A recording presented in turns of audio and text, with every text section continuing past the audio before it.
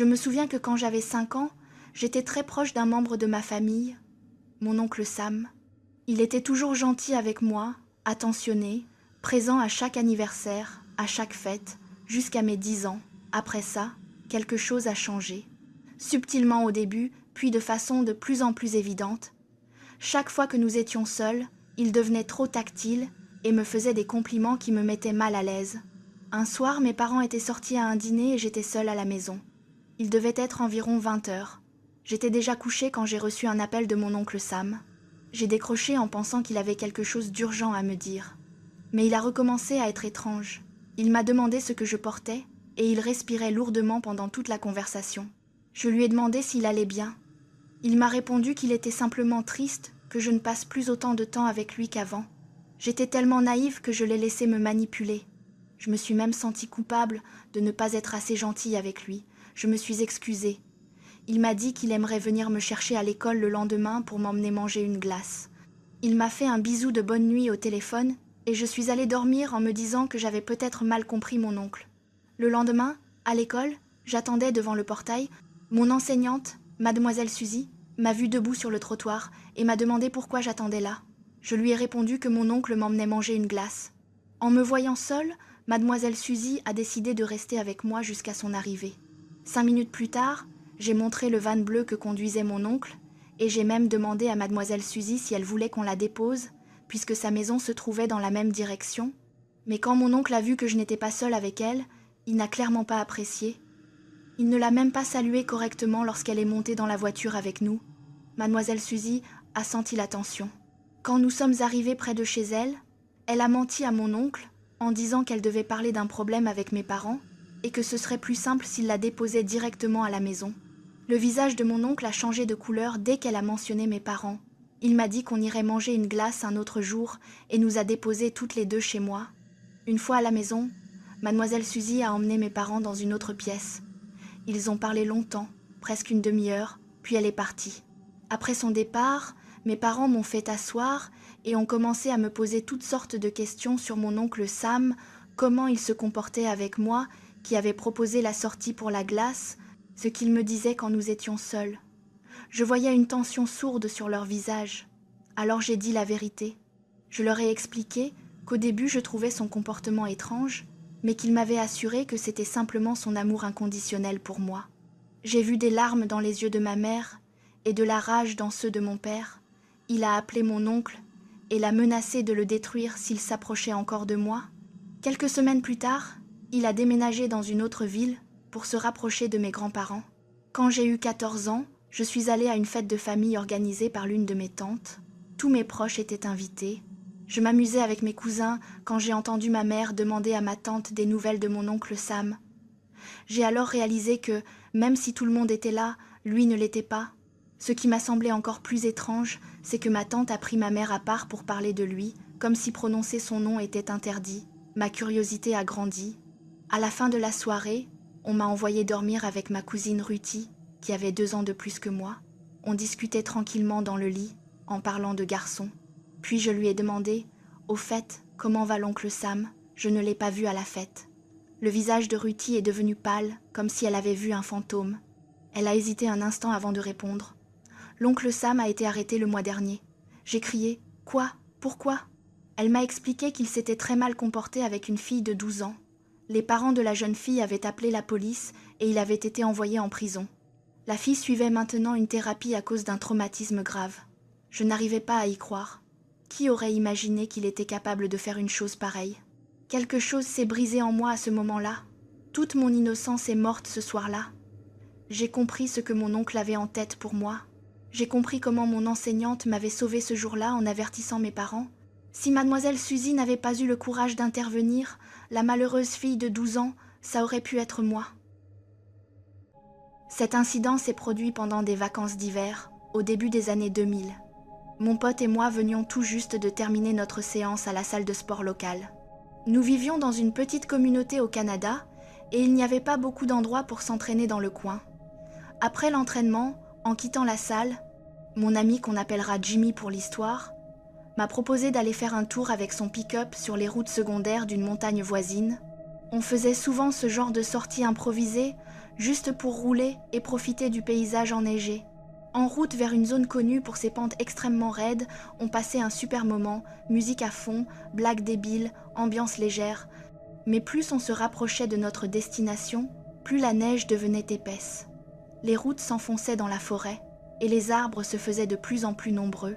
Puis soudain, on a débouché sur une clairière au milieu de ces chemins isolés. À un moment donné, le pick-up ne pouvait tout simplement plus avancer. La route était complètement bloquée par une accumulation massive de neige. Notre seule option était de faire demi-tour. Mais en manœuvrant, le camion a émis un bruit horrible et s'est incliné sur la gauche, s'enfonçant dans un trou de neige invisible sous la surface. On est sorti pour inspecter le véhicule et voir si on pouvait dégager un peu la neige pour faciliter la sortie. Malheureusement, on avait oublié de mettre une pelle dans la benne. J'ai proposé de courir jusqu'à la ville la plus proche pour chercher de l'aide. Après quelques minutes à courir, j'ai réalisé que c'était probablement une très mauvaise idée. La neige était incroyablement profonde sur ces routes secondaires et je n'avais que la lampe de mon téléphone pour m'éclairer. En plus, on était dans une zone extrêmement isolée. Si je glissais ou me blessais, il y avait de fortes chances que personne ne le sache avant longtemps. J'ai donc décidé de retourner prudemment vers le camion. Quand je suis revenue, le soleil avait complètement disparu. Un brouillard épais était tombé sur la clairière, réduisant encore davantage la visibilité. Le silence était total, seulement brisé par le vent qui sifflait entre les arbres. Après une vingtaine de minutes d'attente dans l'obscurité et le brouillard, des phares sont apparus au loin. Un pick-up est sorti lentement de la brume. Un homme est descendu du véhicule et s'est approché d'une autre. Il a tapoté légèrement la vitre côté conducteur pour que Jimmy la baisse. Jimmy a baissé la vitre de quelques centimètres. « Vous avez des ennuis ?»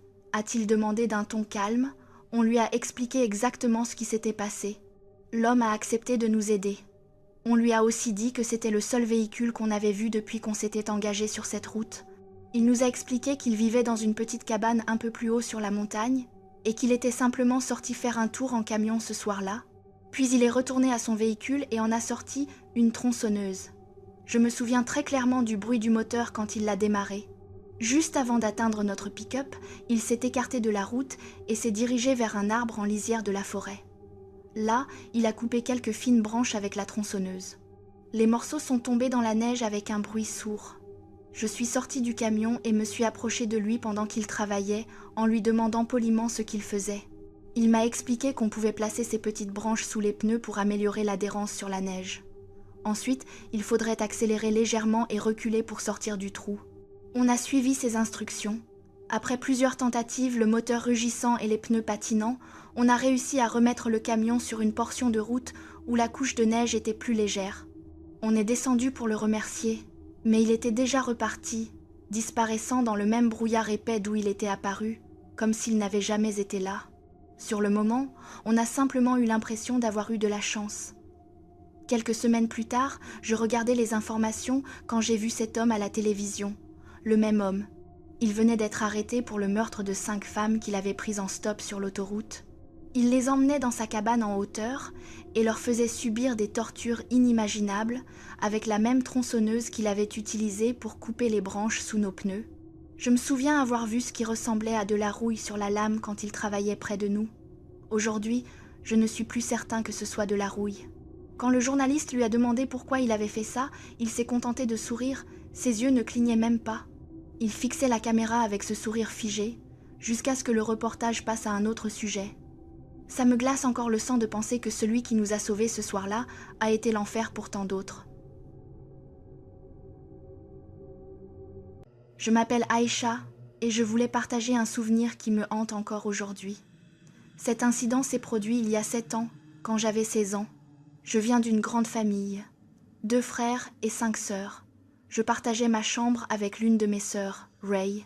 Comme beaucoup de sœurs avec à peine plus d'1 an d'écart, on se disputait souvent. Et on avait une habitude stupide pour s'énerver mutuellement. On se relayait pour verrouiller la chambre et garder la clé pour la journée. Celle qui avait la clé avait en quelque sorte le contrôle. Ça peut paraître ridicule, mais c'était devenu notre petit jeu. Un soir, la maison était animée comme d'habitude, chacun occupé dans une pièce différente, quand Ray et moi nous sommes disputés pour une broutille. Je l'ai traitée de sorcière en montant les escaliers en colère, elle m'a répondu avec un juron. Rien d'inhabituel. Après ça, Je suis redescendue me calmer dans la cuisine. J'avais besoin de me changer les idées. Je me suis préparé un sandwich, j'ai regardé un épisode d'une série de zombies en le mangeant tranquillement, puis, une fois apaisée, j'ai décidé d'aller me coucher. En arrivant devant la porte de notre chambre, j'ai remarqué que la lumière était éteinte. J'ai supposé que Ray était déjà couché. J'ai tourné la poignée. La porte était verrouillée. Évidemment, ce jour-là, c'était elle qui avait la clé. J'ai commencé à frapper. « Ray, arrête, ouvre la porte !» Aucune réponse, ce n'est plus drôle. « Ouvre !» Toujours rien. À bout de patience, j'ai crié « Ouvre cette fichue porte, Ray, c'est ma chambre aussi. » Et c'est là que j'ai entendu sa voix, venant du rez-de-chaussée. « Arrête de crier, il est 1h du matin, mon sang s'est glacé. » Si Ray était en bas, alors qui était dans ma chambre? J'ai tourné la poignée une seconde fois. Cette fois, la porte s'est ouverte brusquement.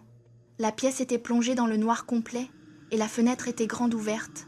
Le vent froid de fin novembre faisait flotter les rideaux blancs comme des draps fantomatiques. La lumière de la lune éclairait faiblement l'intérieur. Je suis entrée lentement, le cœur battant, prête à allumer la lumière, quand mon regard s'est posé sur le lit superposé. Sous le lit, l'obscurité était presque totale, et dans cette obscurité, une main reposait sur le sol, une main pâle, d'un blanc presque maladif. Les veines ressortaient distinctement sous la peau. Quelqu'un était là. Quelqu'un s'était introduit par la fenêtre et se cachait sous notre lit. Il m'a fallu quelques secondes pour trouver ma voix. « Qui est là ?» La main n'a pas bougé. Le silence était oppressant. « Je te vois. Sors ou j'appelle la police. » Un petit rire grinçant a alors brisé le silence. Une voix de femme. Lentement, la main s'est animée. Une femme vêtue d'une tenue d'hôpital a rampé hors de dessous le lit. La moitié de son visage était marquée par une cicatrice de brûlure. Elle n'avait presque pas de cheveux. Ses yeux étaient rouges, injectés de sang. Elle s'est redressée dans la chambre avec une lenteur irréelle, comme une statue qui prendrait vie. Puis elle a commencé à balancer la tête d'un côté à l'autre en fredonnant une comptine. Je n'ai pas réfléchi, j'ai couru. Je me suis mise à hurler, à hyperventiler, réveillant toute la maison. Ma famille est accourue. Quand j'ai raconté ce que j'avais vu, beaucoup ont cru à une hallucination due à la fatigue. Mais mon père, lui, a saisi une batte de baseball et nous sommes tous remontés à l'étage. La chambre était vide, la fenêtre toujours ouverte. Plus aucune trace de la femme, sauf des empreintes de pas boueuses allant de la fenêtre jusqu'au lit. Mon père s'est penché et a aperçu une silhouette glissant le long de la gouttière, disparaissant ensuite dans l'obscurité de la rue. Aujourd'hui encore, je me demande qui était cette femme. Une patiente en fuite d'un établissement psychiatrique? Ou quelqu'un d'autre, de bien plus dangereux, qui avait choisi notre maison au hasard pour se cacher sous notre lit, en attendant peut-être que je m'endorme. Je suis une femme de 20 ans et j'ai peur des ombres, à un point tel que je ne regarde jamais par terre quand je marche dans un endroit faiblement éclairé. Je ne supporte même pas ma propre ombre. Bizarre, non? Pourtant, je n'ai pas toujours été comme ça. Je travaille dans un restaurant, avec des services qui commencent à 6h du matin et se terminent vers 16h. C'est épuisant, mal payé, et je lutte depuis longtemps contre la dépression et des troubles anxieux. Avec beaucoup d'efforts, j'ai appris à gérer mes crises d'angoisse, notamment en allant conduire pour me calmer après les journées difficiles. Mais un soir, après qu'un client m'a hurlé dessus sans raison, j'ai senti une crise monter. Personne n'était disponible pour m'accompagner, alors j'y suis allée seule. J'ai pris une route moins fréquentée, espérant que le calme m'aiderait à respirer. Je buvais mon jus beaucoup trop vite, nerveusement. 10 minutes plus tard, une envie pressante m'a forcée à m'arrêter sur un petit parking isolé. Les lampadaires clignotaient faiblement, certains étaient cassés. Le vent faisait plier les arbres dans un bruit sec et irrégulier. Je me suis accroupie derrière l'un d'eux pour me soulager. C'est là que j'ai entendu un bruit, un frottement. Je me suis retournée. Une ombre bougeait derrière l'arbre voisin. Elle s'abaissait, se relevait, répétait le même mouvement, puis glissait lentement vers l'arbre suivant. Mon cœur s'est mis à battre violemment.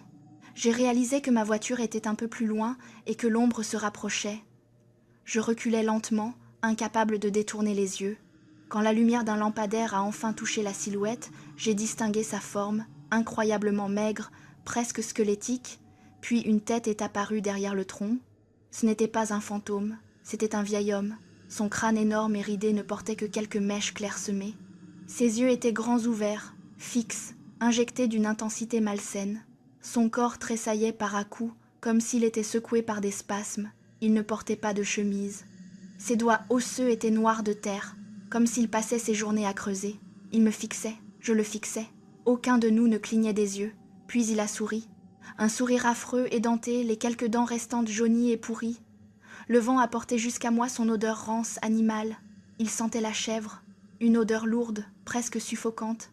Une personne lucide serait remontée immédiatement dans sa voiture, mais j'étais en pleine crise d'angoisse, mon cerveau fonctionnait au ralenti, figé entre la peur et l'incompréhension. Finalement, j'ai réussi à bouger. J'ai couru jusqu'à ma voiture et j'ai claqué la portière. Il souriait toujours. J'ai entendu un petit rire grave, étouffé, comme s'il savourait ma panique. Ce qui m'a le plus terrifiée, c'est qu'il ne m'a pas poursuivi. Il n'en avait pas besoin. Il était simplement là, à me regarder.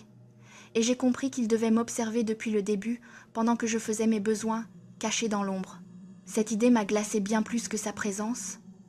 Depuis ce soir-là, je ne conduis plus jamais seule la nuit, et c'est à partir de ce moment précis que j'ai commencé à avoir peur des ombres. Cet incident s'est produit juste après mon 18e anniversaire. Un soir, j'étais allongée sur mon lit, en train de faire défiler Facebook, quand un message est apparu sur Messenger. Il venait d'un parfait inconnu. Comme d'habitude, je l'ai ignoré. Mais il a insisté, encore et encore, jusqu'à ce que je finisse par répondre.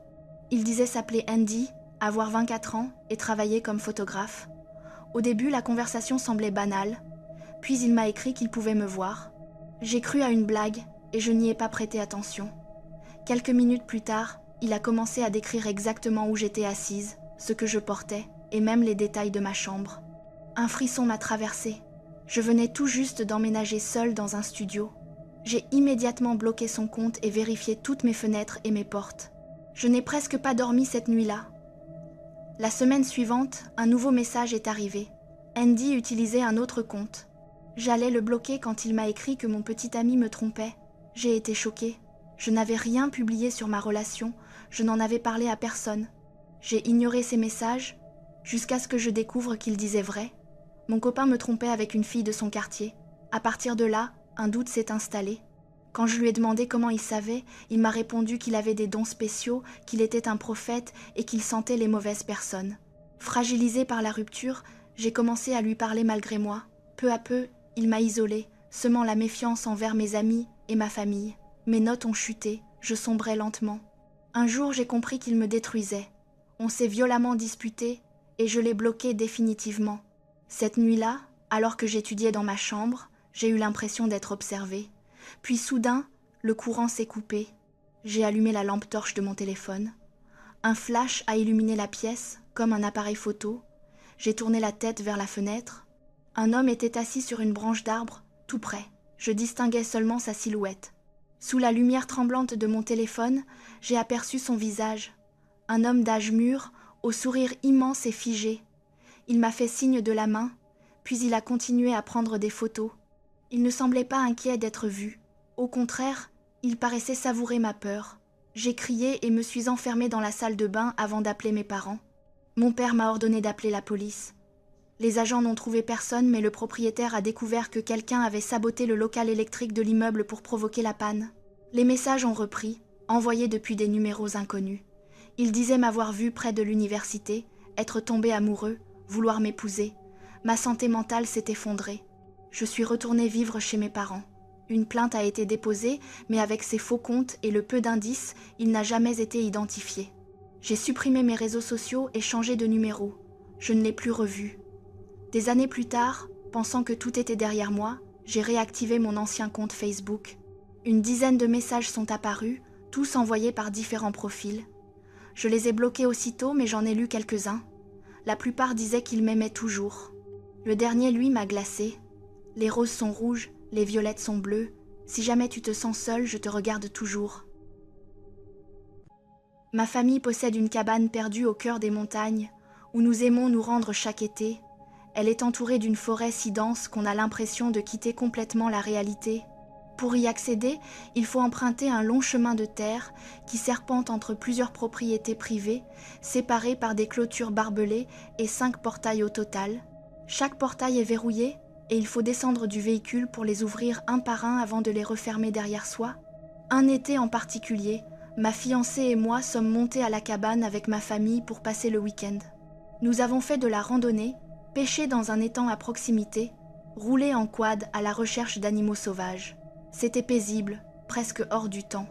Le jour de notre départ, ma famille a plié bagages plus tôt que d'habitude. Ma fiancée et moi voulions profiter d'un peu plus de tranquillité, alors nous avons décidé de partir plus tard dans la soirée. La journée s'est déroulée sans le moindre incident. Quand la nuit est tombée, nous avons chargé nos affaires dans mon pick-up, verrouillé la cabane et pris la route.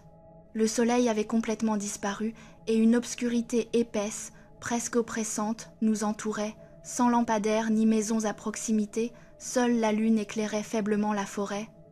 Comme la visibilité était réduite, je conduisais plus lentement que d'habitude pour éviter de quitter la route ou de heurter un animal surgissant des bois. Le trajet a commencé comme toujours. À chaque portail, je descendais du véhicule, je déverrouillais, je passais avec le pick-up, puis je revenais refermer et verrouiller derrière nous. J'avais demandé à ma fiancée de rester dans le camion au cas où un ours ou un autre animal surgirait des buissons. Tout se passait normalement jusqu'au 4e portail. Celui-ci se trouvait dans une grande clairière. La lumière de la lune rendait l'endroit plus visible que les portions de route précédentes. Pourtant, cette ouverture me donnait un sentiment étrange, celui d'être exposé, vulnérable, comme si nous étions au centre d'une scène vide. Je me suis convaincue qu'il n'y avait rien d'inquiétant.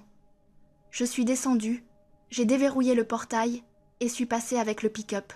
Mais en revenant pour le refermer, j'ai aperçu une petite lumière à une 50aine de mètres le long de la clôture. C'était clairement une lampe torche. Et derrière cette lumière, je distinguais la silhouette d'un homme.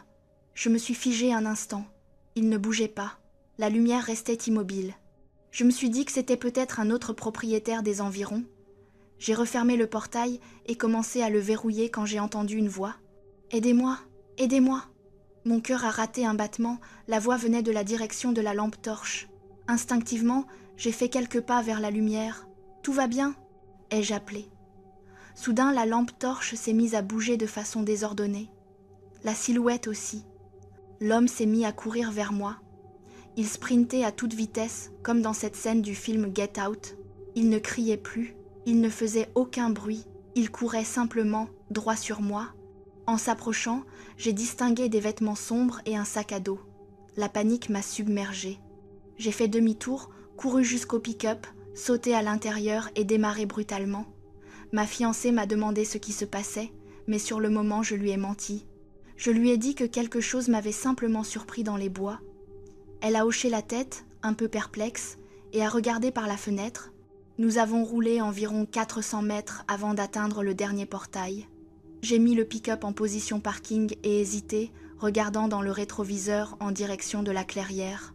La route derrière nous semblait interminable, engloutie par l'obscurité. Ne voyant rien, je suis descendue. Mon cœur battait si fort que j'entendais presque son écho dans mes oreilles. Les phares éclairaient faiblement le portail et derrière moi ce n'était que ténèbres. J'ai déverrouillé le portail. En revenant vers le pick-up, j'ai jeté un nouveau coup d'œil derrière moi. Et là, à ma grande horreur, la lumière était de nouveau visible. L'homme courait encore, droit vers nous, sur la route de terre. Cette fois j'ai crié « Vous avez besoin d'aide ?» Mais il n'a pas ralenti.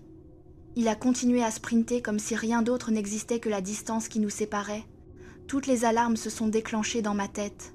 J'ai sauté dans le pick-up et démarré sans refermer le portail. Ma fiancée, qui voyait désormais la lumière et la silhouette approcher, m'a demandé si nous ne devrions pas nous arrêter pour vérifier qu'il allait bien. J'ai répondu non, fermement. Elle m'a demandé pourquoi je laissais le portail ouvert.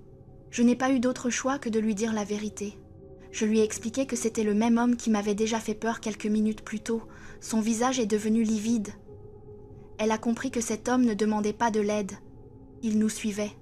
J'ai accéléré, jetant régulièrement un regard dans le rétroviseur. Peu à peu, la lumière s'est éloignée, puis elle a disparu complètement. Nous avons rejoint l'autoroute du canyon et quitté le chemin de terre pour rentrer chez nous. Plus tard dans la nuit, j'ai appelé mon père pour lui raconter ce qui s'était passé. Il m'a dit qu'il n'avait jamais vu quelqu'un traîner aussi tard dans les environs, surtout de cette manière. Il a prévenu mon oncle, qui devait monter le lendemain, et lui a demandé de rester attentif à tout comportement suspect, mais il n'a rien remarqué. À ce jour, je n'ai aucune idée de qui était cet homme ni de ses intentions. Tout ce que je sais, c'est que je suis heureux que nous ne soyons pas restés pour le découvrir. Unavailable in vampiric form, dating them strengthens our magical abilities, but also puts our combat skills to the test. There are good vampires, the sexy ones.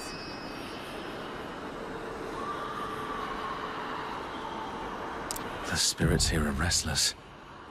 Perhaps I could help them somehow. How is he going to carry so many barrels full of blood? He can do more incredible things with his nails. Oh, sick! You think he can summon tormented souls with some little blood? He could get those tormented souls to help him carry the All barrels? of the enemies are nicely grouped together. It's a perfect opportunity to use Ravenous Flock, a perk that damages opponents in an area twice. First on activation, and then in the follow-up attack.